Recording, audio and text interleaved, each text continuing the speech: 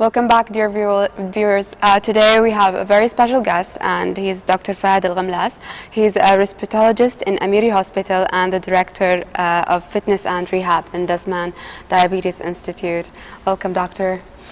Today we have a very interesting topic to talk about. I think it's about exercise and diabetes. But before we start that, can you tell us, like in Kuwait, why do we have sedentary lifestyle?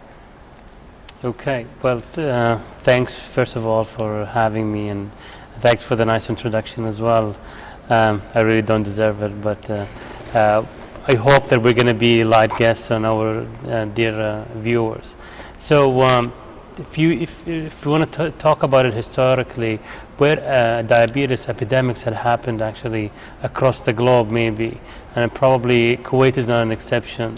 And I think that it has to do with the sedentary lifestyle that was a result from early modernization and probably sudden modernization or civilization, from the days where people used to go and were pretty heavily involved in exercise.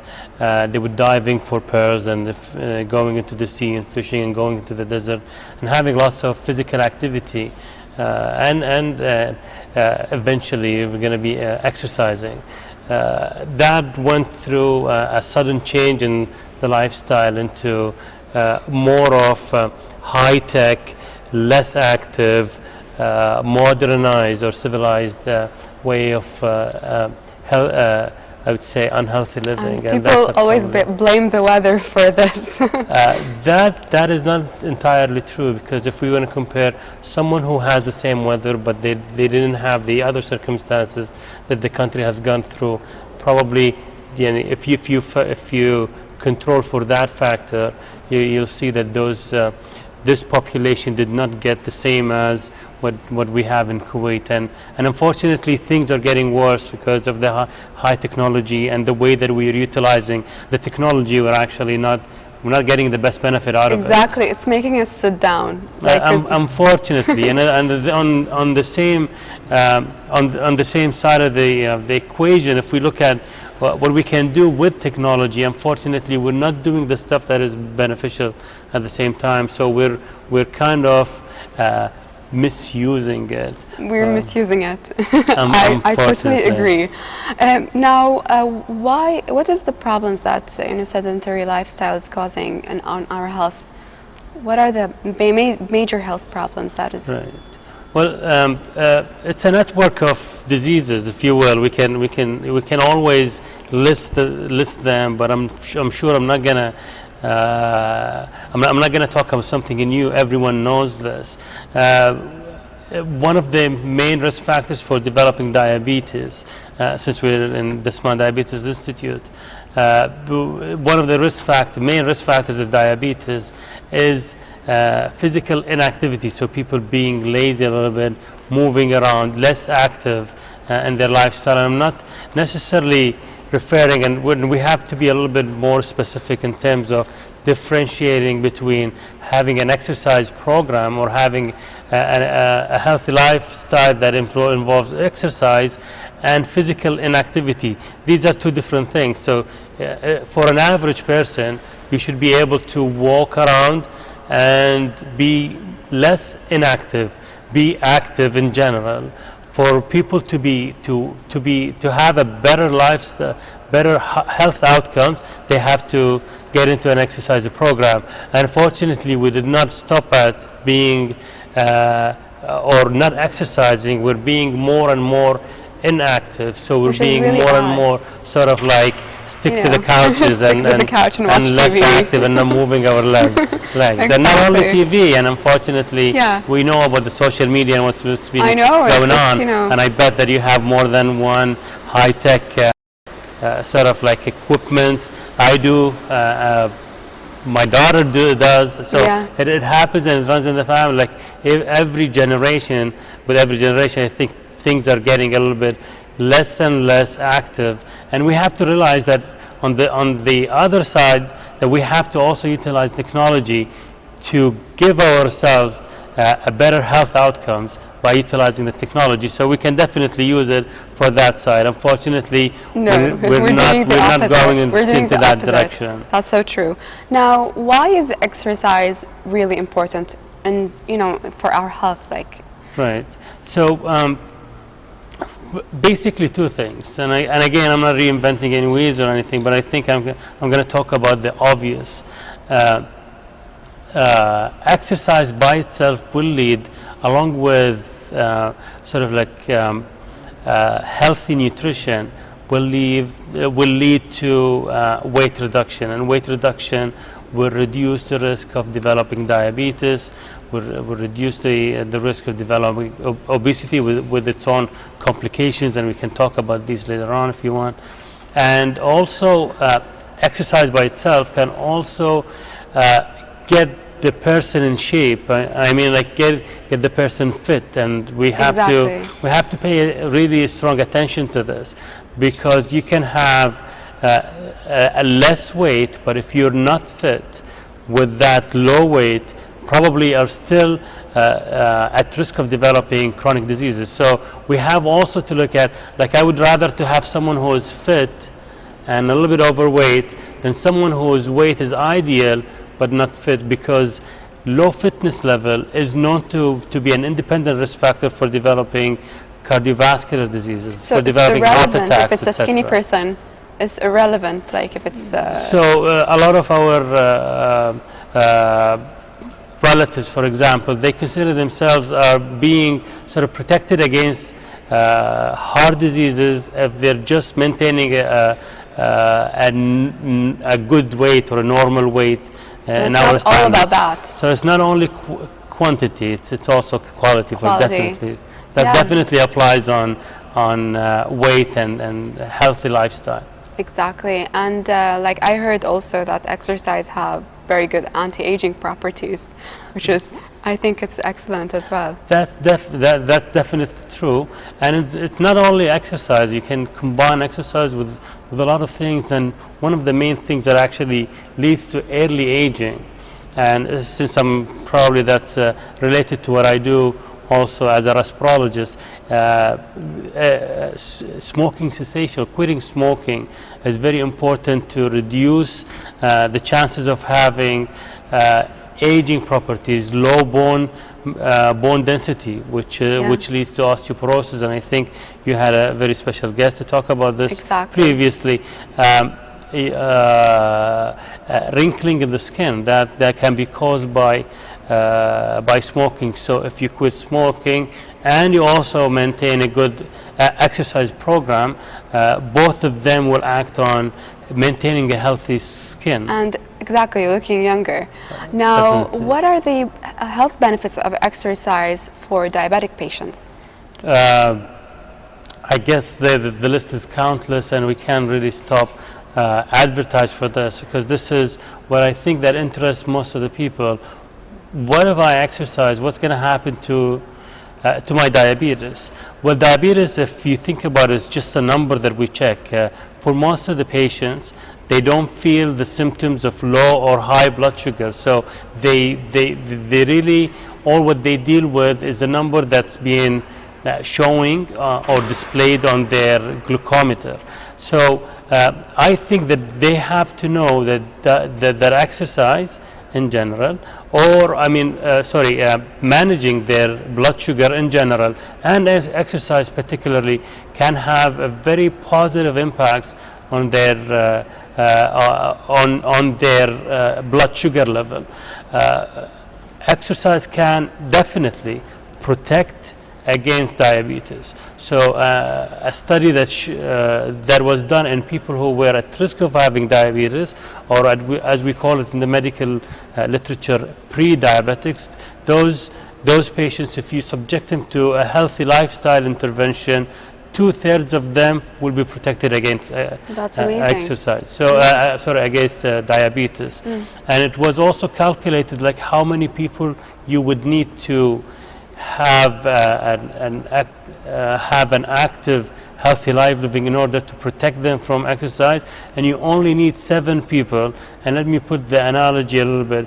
In order to treat someone with diabetes, against high blood sugar, you're going to need double the number of that. So you have a very sort of economically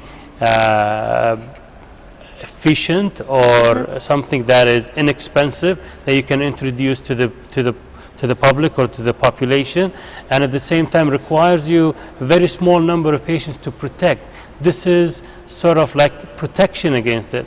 The same analogy that we use also is for smoking related lung disease. Yeah. We always have fancy medications in our field, but what has been proved to be protective in terms of reducing the deaths from the disease is simply smoking cessation. So people very simple things. Smoking. It's like so really simple things and effective things. And sort of natural, if you will. But what kind of exercises do you think are best for this? Sure. So I'm just going to proceed more a little bit in the what exercise can do for the diabetic as well. Apart from preventing the public from developing diabetes, exercise can also sort of like lessening the level of the blood sugar, so it makes it more subjective to treatment or more sensitive to the insulin, because it improves the sensitivity of the body for insulin or for the medications. It makes the body more efficient to metabolize or to digest the sugar, if you will. Exercise itself also can protect against the complications of diabetes, like kidney disease or an eye disease or strokes or like brain disease in general, or heart disease as well. So introducing this simple lifestyle intervention can also protect against complications. So it works at different stages. And different levels as well, which is excellent, yeah. Correct. So tell us about the exercises that you recommend, like to have this health benefits. Well, I'm not a specialist in exercise. I want to make this very clear. I'm a specialist in fitness and rehabilitation. But I have an army that works with me, actually, an amazing specialist that would be looking after the patients and prescribing the exercise program for them.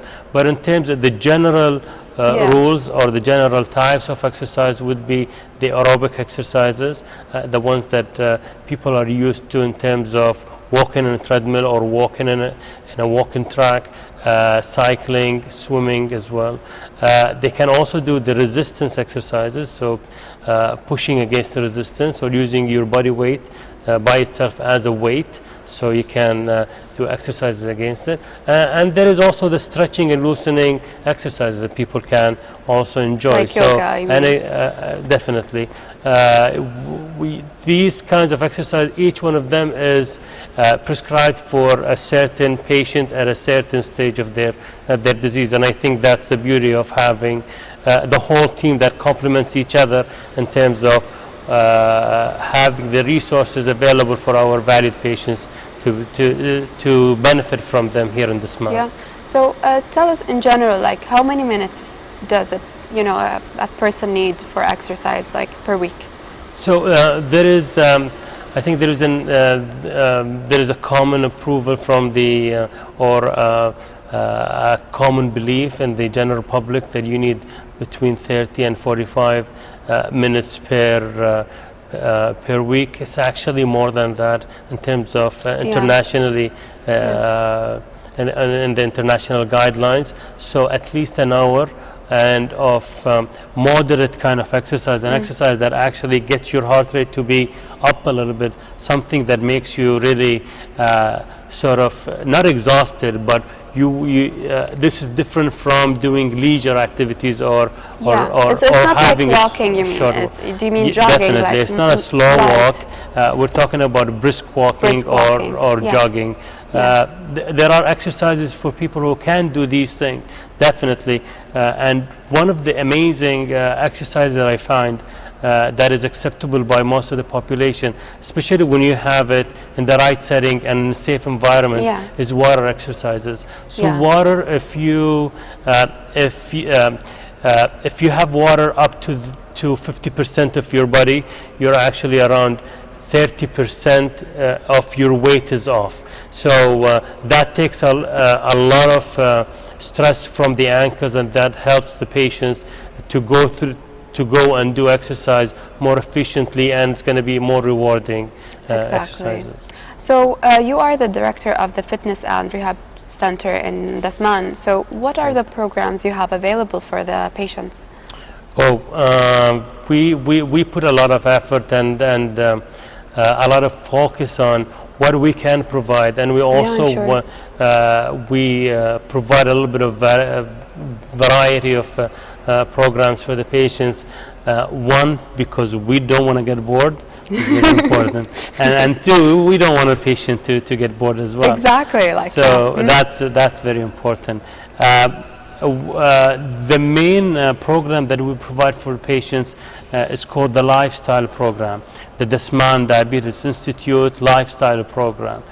This program has been going on before I joined, and during when I joined, and when I took over being the director of the FRC Fitness and Rehab Center.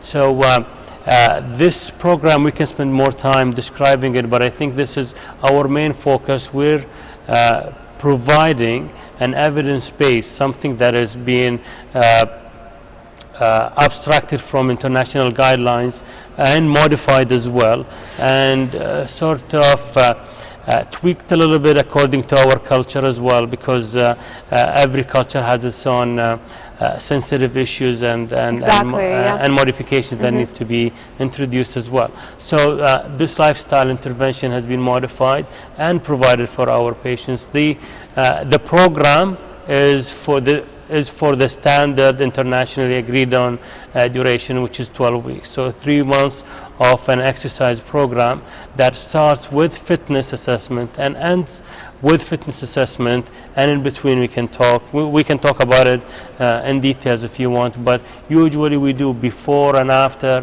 and we sit with the patient and tell them about their progress. That's perfect. Before we continue our talk, we move on to a small break, and we will be right back.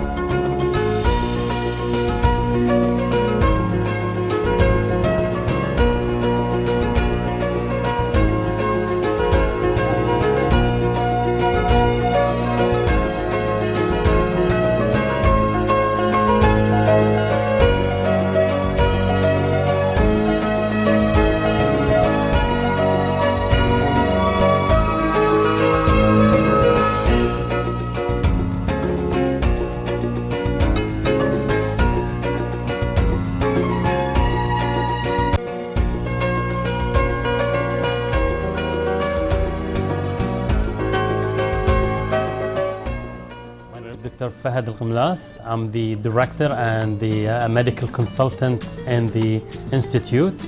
I just want to introduce to you something peculiar that's happening in the state of Kuwait, and we're very proud to offer it to our valued patients. One of the things that when patients join the Fitness and Rehabilitation Center as part of an exercise program to treat their diabetes is that we do a very comprehensive exercise assessment or fitness assessment. And I'm actually sitting in here and introducing to you our exercise lab, where we do a lot of comprehensive and a little bit of delicate and complicated testing. And one of the tests that we conduct here at the Fitness and Rehabilitation Center is called the cardiopulmonary exercise test. It's one of the stress tests that is used to assess the functions of the lungs, the heart, as well as the muscles, and give us an estimate of what the fitness level is during the patient's resting conditions, as well as during the maximum exercise. So we kind of challenge the patients and put them under stressful conditions, and then at the end we tell them about their fitness level. Patients feel very comfortable with the test. Usually they don't have any concerns, they don't have any complaints, and they know exactly, and we also know where their fitness level is in terms of percentage. At the end of the test, I sit and counsel the patient about their fitness level, and I also tell them that we're going to start exercising them, and we'll give them a very individualized yet comprehensive exercise prescription. Me and my colleagues help patients during their exercise program to start exercising gradually until we achieve the maximum gain from the regimen. Thankfully, patients also will have testing of their blood sugar before and after every day that they come. They also come in and we check their blood pressure and heart rate and other valuable signs as well.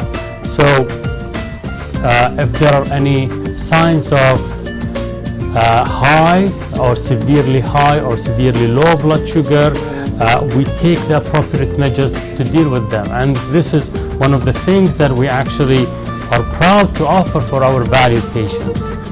I really want to welcome everyone to join us and have a look at what we do, and please make a visit, and we're very happy to introduce the program to you. And last but not least, I just want to remind everything that exercise is not only a leisure activity. Exercise can be medicine, and beyond exercise can be therapy. Thank you and have a good evening.